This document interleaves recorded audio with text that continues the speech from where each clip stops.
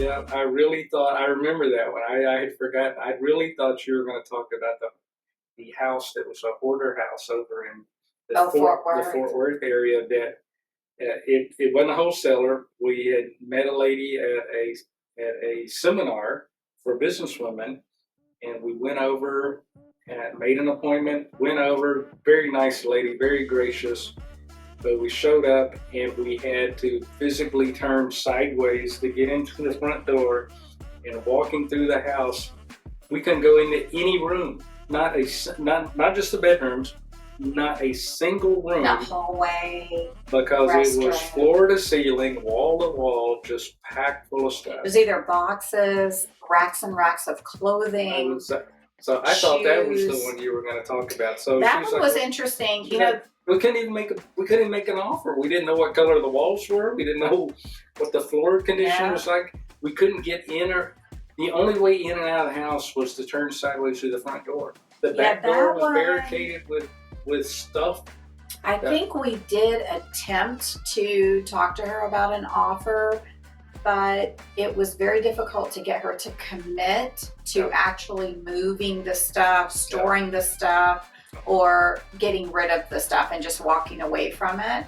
And it is very interesting. This individual was a teacher, a professor, English professor, and she taught online courses from her home.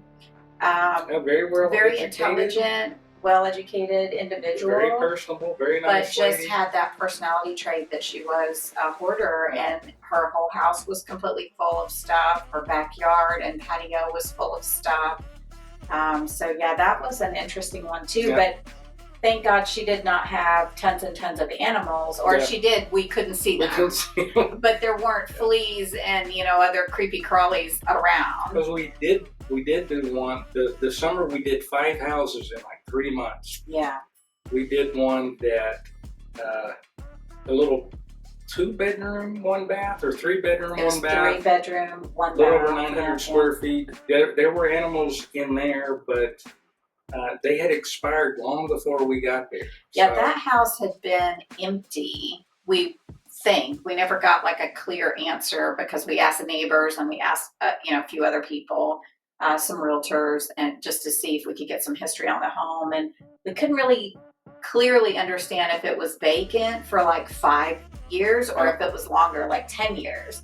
But the windows were busted in, and so animals had gotten in to live in there in the wintertime and passed away. There was like a snake in the attic space. Snakes in the attic. Yeah, that was interesting too. But we did get that one, and that one came out really nice. That one came out nice. We were able to sell that one. And yeah, I think there were 3 or 4 guys that did nothing but empty the contents of the house. It took I don't remember 4 or 5 days, and about we had a dozen to get a dumpster. dumpsters. Yeah, for such a small house. Yeah, we had to run that dumpster a couple of times. But a couple times a day. Yeah, but that was early on in our business, and when we were still doing rehabs, and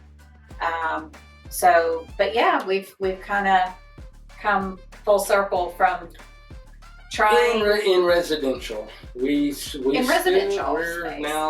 We're thinking about dipping our toe into the commercial space, but there's still a learning curve, some things that we need to figure out and see if it makes sense. On other people. And make sure that we either get the knowledge or partner with somebody that has the knowledge in that commercial space. But before that, we did dip our toes in multifamily, so we do have some investments in that space. So I think we're partnered in. We got 2 that are. Yeah, we probably got 400 plus doors. For those that are familiar with real estate, that's the actual apartment. Number of units. Units, they call them doors. They call them units, but we're somewhere around the 400 door range. Partnered with some other people on those, but and that's going well, giving us a return, and it's partnering with people that have knowledge in that space, and then allow us to do some learning along the way, so that we become a little bit more knowledgeable about what's required, what can you look at? What are some benefits and downfalls? And again, at the end of the day, we want something that is going to sustain our lifestyle without us having to go back to a traditional 9 to 5 type job. I'm too old to go back to a traditional And job. so I mean, we've made it work. We've been blessed that we can do this, and now that I take care of my mom, she is living with us, and so we're able to do work from home and also mobile, and it allows us the flexibility to be able to take care of her as well. So that's been really nice, and we get to travel, although we haven't as much the last couple of years. Yeah, not as much the last year and a half or so. Yeah, but we do love to travel, and we have done it plenty in the past, thanks to being in real estate, having our own business. So yeah, so anyway, that's a little bit of background in our almost 11-year journey. 11-year journey in our business, and from scared to successful. Yeah, and just kind of, when we first started, neither of us really had experience in the space. I definitely didn't. You had some exposure because you worked in a real estate office, and I had bought a couple of houses, yeah, but I really you had rentals. I really didn't know what I was doing. I bought them at the right time, and the market went up, and I made money doing it. But it was not because of my experience or knowledge level. It was more lucky that I hit those happenstance that I hit those houses at the right time. So. Yeah. So I mean, not having experience in something doesn't mean you shouldn't do it. No, if it's an avenue that you feel that you have the ability to learn and you're open to learning, the world is just. You can only gain experience by doing it. If you don't do it, you're never going to get experience. True. If you just, are on a cursory level and then give up, you just won't succeed. I mean, you really have to kind of jump in. You do. And we kind of jumped in. A little bit blindly. We jumped in with, between the two of us, all 4 feet. Yeah. We did. And along the way, I will say that we did come across some unsavory individuals, people that just wanted to take advantage of the situation, that we were new, and take advantage of where we were in our journey with real estate and having a new personal business of our own. But as a result, and we were able to overcome those obstacles, we have partnered and gotten to know some very, very good individuals and companies and realtors and wholesalers, and as a result. So sticking to it is really important. If you enjoy it. If you don't enjoy it, find something else to do. Absolutely. Yeah. Even if you don't necessarily enjoy it in the very beginning, give it some time. If you've decided to do something, stick with it for a set amount of time to see if you can actually accomplish whatever that initial goal is. Ours was, to get one house done and see how we feel, see what the profits are, and ultimately see if it's something that we can repeat.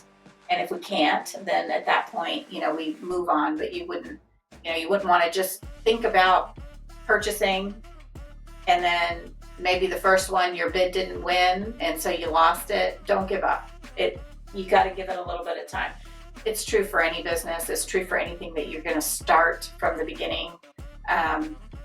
You have to dedicate the time, and you have to have money set aside to be able to support that until you can make it a profitable business. Yeah. Well, we spent some good time here talking about some of the highs and lows over the last 10 and a half plus years as it relates to real estate and a few other things that we do. So why don't we wrap this up? Yeah, it's been quite a journey. We're still on it. We just kind of modify and move forward as the market allows and as we see other opportunities. So let us know about your journey. Have you started a business? What business have you started? Was it solo, or did you have a partner? Were you in a relationship, or did you have a business partner outside of your relationship? So drop us a comment. Let us know what's on your mind. Yeah, we're not experts by any means, but we do have a lot of experience, and we're happy to share that with you and look forward to seeing those comments. Okay.